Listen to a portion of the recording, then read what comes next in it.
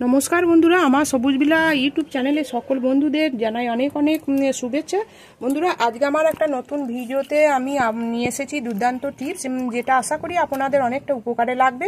বন্ধুরা, এইরকম তো শীতের গাছ আপনারা নিশ্চয়ই বসিয়েছেন, কিন্তু বসানোর ফলে কি হচ্ছে যে কিছুদিন পরই দেখা যাচ্ছে গাছটা নিশ্চয়ই বৃদ্ধি হচ্ছে না, গাছের পাতা সবুজ হচ্ছে না, বা এইরকম ফুল আসছে না। তাই আজকে আমি একটা দুর্দান্ত টিপস বলবো, সেটা যদি আপনারা প্রয়োগ করেন দেখবেন এইরকম গাছ ভর্তি ফুল চলে আসবে, গাছটা বৃদ্ধি হবে, গাছের পাতা সবুজ আসবে। আর যেটা আমি দেখাবো যে লিকুইডটা, সেটা এনপিকের কাজ করবে। আর আমাদের দেখবেন বন্ধুরা, যে আমরা যে সবজির খোসা পচিয়ে যেটা ব্যবহার করি, সেটা দেখবেন 3-4 দিনই হোক, 5 দিন, 1 সপ্তাহ হোক, সেটা একটা দুর্গন্ধ হয়। তবে আজকে আমি দুর্দান্ত টিপসটা তুলে ধরছি। এটা হচ্ছে, দেখুন বন্ধুরা, আমাদের প্রত্যেক দিনে সবজির খোসার সঙ্গে একটা লেবু দেবেন, আর একটা দেবেন অ্যালোভেরা পাতা যদি থাকে কুচি কুচি করে। আপনারা 1 থেকে 2 ঘন্টা এইভাবে ভিজিয়ে রেখে দেবেন। আমি সমস্ত রকম, দেখুন এখানে কলার খোসা আছে, বাঁধাকপি, নানা রকম, শীতে তো নানা রকম সবজির খোসা থাকে, তাই সেইগুলো আপনারা একটা পাত্রে 1 থেকে 2 ঘন্টা এইভাবে ভিজিয়ে রেখে দেবেন। তার সঙ্গে আপনারা অবশ্যই আপনাদের বাড়িতে যদি একটা অ্যালোভেরা পাতা থাকে, সেই অ্যালোভেরা পাতাটা ছোট ছোট করে কেটে এইভাবে দিয়ে দেবেন। এই অ্যালোভেরা পাতাতে এটা ছত্রাকনাশক এবং কীটনাশকের কাজ করবে। আমি এটা করি, যেহেতু আমার বাড়িতে অ্যালোভেরা গাছ আছে, তাই আমি এটা করেছি। আপনারা যদি না থাকে, আপনারা এর সঙ্গে হলুদ গুঁড়ো দিয়ে দিতে পারেন। আর এই প্রতিদিনের সবজির খোসা তরলটা আমি এই রকম গাছে প্রত্যেক দিন দিই। তাতে কি হয়, গাছগুলো তার পুষ্টিগুণগুলো পেয়ে তার গাছের পাতা সবুজ হয় এবং এনপিকেটাও পেয়ে যায়।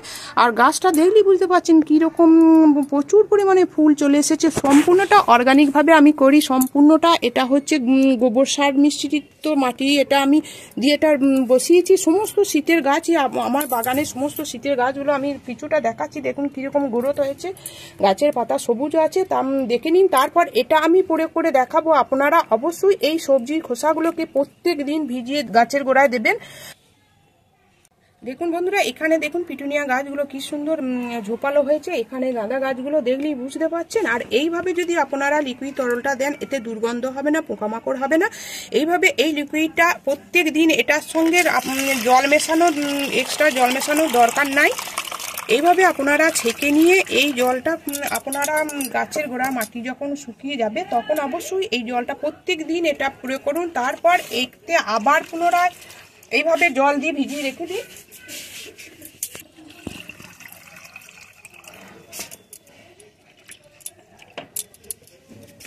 এইভাবে রেখে দিয়ে বাগানে যে বাড়তি গাছগুলো আছে, যেগুলো দেওয়া হয় না, 1 ঘন্টা 2 ঘন্টার পর পর আপনারা এই লিকুইড তরলটা দেবেন।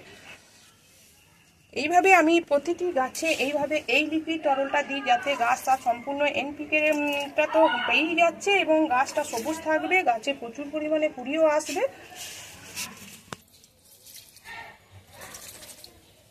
তাই বন্ধুরা, শীতের গাছ নিয়ে কোনো রকম চিন্তা করবেন না। তাহলে এই আমাদের প্রতিদিনের আনাজের খোসায় আপনাদের বাগানটাকে সুন্দর করে তুলবে। প্রতিটি গাছকে যেরকম গ্রোথ হবে, বৃদ্ধি হবে, প্রচুর পরিমাণে ফুল আনবে।